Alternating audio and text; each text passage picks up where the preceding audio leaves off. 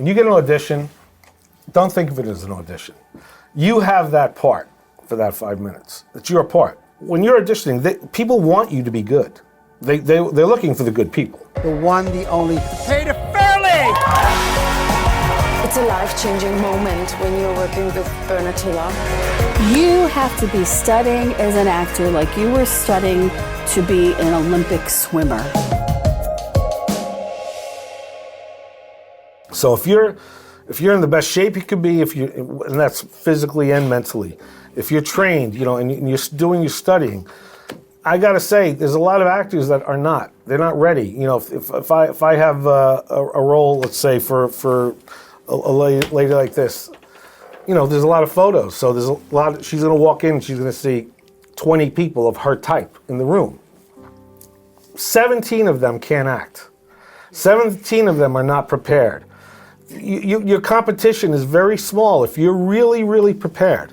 Then after that, all you can do is go in and do what you do and bring to it and walk out. Don't think I'm auditioning or I want to get the part. You have that part in front of those people, that 5 minutes. You are that role.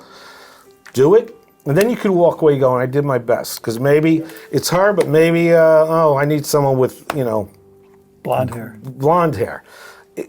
Then it's not your fault, in a sense. My brother and I actually screen tested, and we're like the little kids in the wedding scene of The Godfather. So wow. That was like my first, when I saw that movie being made. Oh my God. It got me. For whatever reason, that's what I always was attracted to. Films, filmmaking, telling stories, really.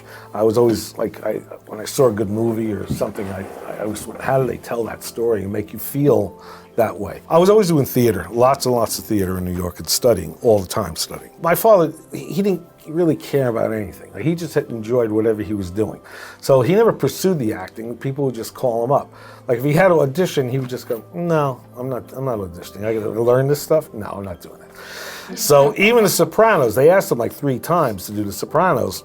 That was right after my mom passed away, and he's like, yeah, your mom can't see it. I don't know what I care. He goes, Sopranos. He goes, I'm not even a singer. Why would I want to do The Sopranos? And I go, no, Dad, it's this big show. It has nothing to do. When I was writing Green Book, I was working down the block at the 77 Lounge next to Rocco's Tavern.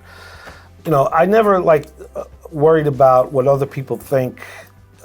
In between movies, sometimes I don't have anything going. I'm working at a nightclub. I'm running a lounge or something. I did whatever I had to do to keep going. So Vigo told me he used to play The Sopranos on a loop. So he got my father's voice, his inflections, how he said words, his hand mannerisms. My father smoked a cigarette a certain way, all of it. So it was very eerie and weird and emotional, on the set, even hearing his voice.